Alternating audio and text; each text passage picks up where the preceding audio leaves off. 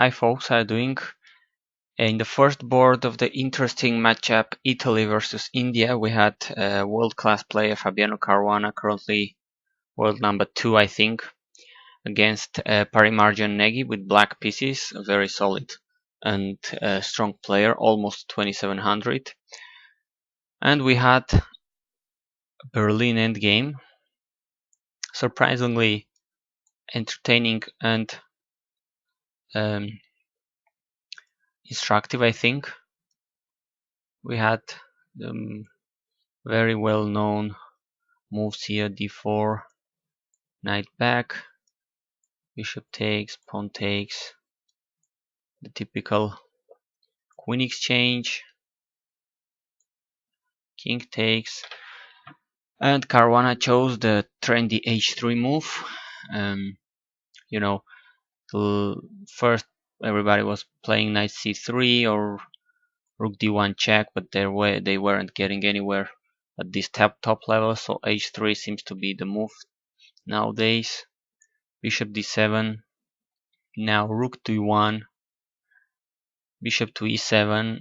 If I'm not mistaken, this is a setup Carlsen used in the Chennai World Championship match against Anand last year.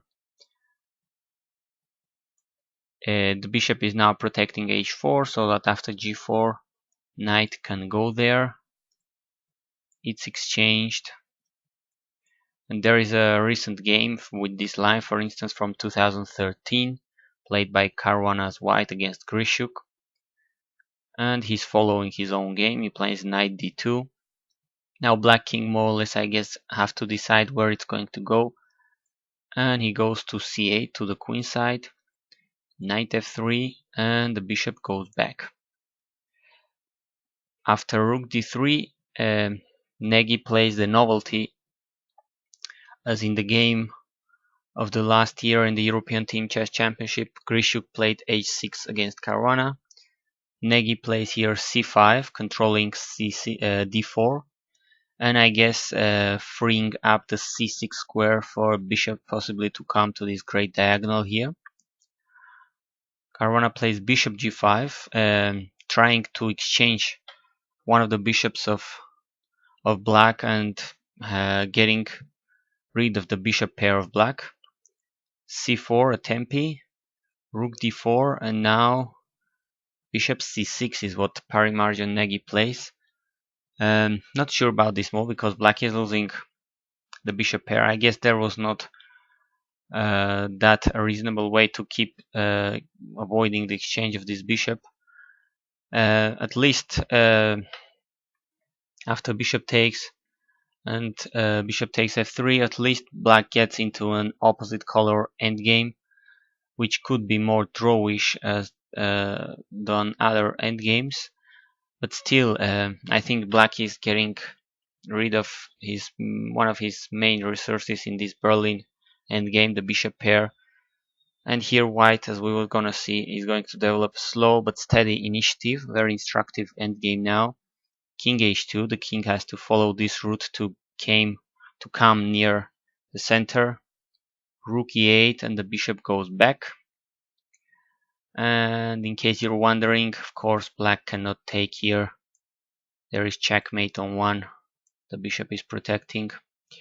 So after bishop h4, c6 was played. Now white protects. Rook e1, bishop to d5.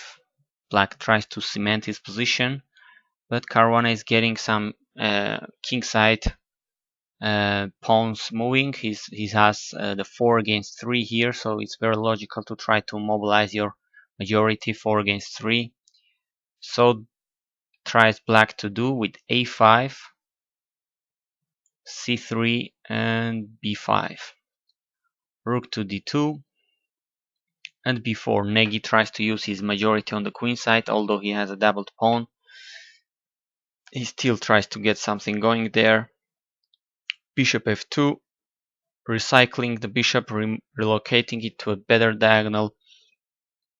Now after b takes c3, b takes c3, we got a funny pawn structure on the queen side with a bunch of possible weaknesses. And the question will be which player will be able to attack reasonably well opponent's weaknesses. Negi plays rook b8, f5. Caruana is getting a lot of space here on the king side and center. a4. The idea, I guess, is to play a3, rook b2, having an eye against this weak a2 pawn, trying to get initiative on the b file. So bishop c5 is stopping a3 from being played right away. Rook b7, king goes towards the center, and bishop a3, protecting well the b2 square. Rook to b5, king f4. Now we can see the difference between these two kings. This one I think is much more active. Rook from b to b8. Negi just keeps there waiting. This is one of the plans black sometimes has in the Berlin, as funny as it can sound. Sometimes you just sit there and wait.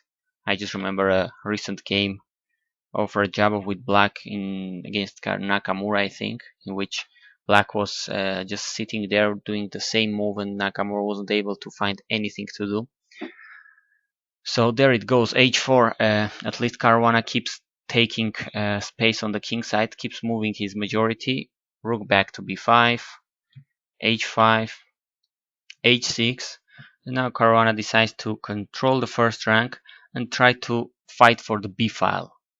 Now that he has nothing else seems to do on the king side, he can't move his pawns forward without creating disadvantage for him in his pawn structure. He just focuses on the b file. A very instructive endgame, I think, as I was saying.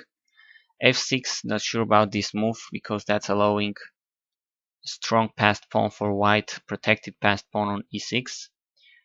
And this is looking a little ugly for black, I think. Rook b1 fighting for the column, for the b file. And now rook b4, attacking a4. Of course, white is not afraid of the exchange on b4. That would help him. Rook a8. And the other rook comes to the b file. Complete control of the position by Caruana. Rook back to b8.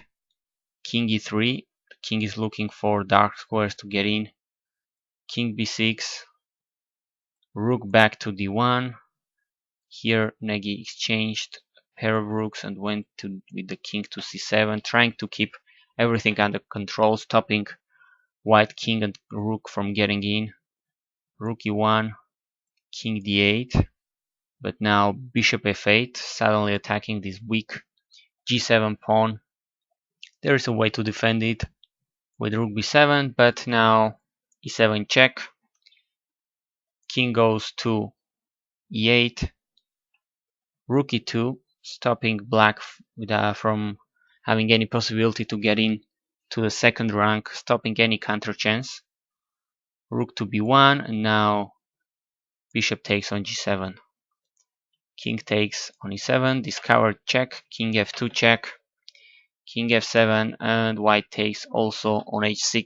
This is sometimes the problems of these opposite colored endgames with bishops. The side having the initiative is having a huge advantage because the defender cannot use his bishop to defend, in this case, his dark squares. Meanwhile, the dark squares are very vulnerable here, and you can see that this piece, the bishop, is pretty much doing nothing to protect the pawns on the king side. Black plays a3, bishop f4, rook d1, some maneuvering here, bishop to d6, attacking a3, rook d3, a check with the rook, king g8. Now black king will be an issue as it is very weak here, and the complete domination here. Just look at this king, all these pieces, and also the pawn cramping black's king position. If it wasn't enough with the pawn advantage Caruana has, he's just almost threatening to checkmate black in a couple of moves. Rook h3, and now, well, lots of good moves here for white. Caruana chose to play rook g7 check, king h8, and rook to g6, attacking f6, protecting h6. Negi took on c3.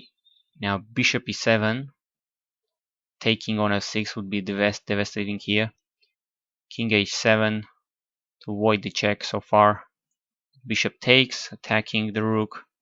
And after rook c2 check, just king g3, and black resigned. White king will eventually escape checks with easily. Meanwhile, his black colleague is in a very, very bad situation. Something like g5 and checkmate is very near. So this is an absolutely lost position for black. So there it goes. Caruana won, I think, his second game in the row against the tough matchup against India in this first board game against Negi Parimarjan. Thanks for watching.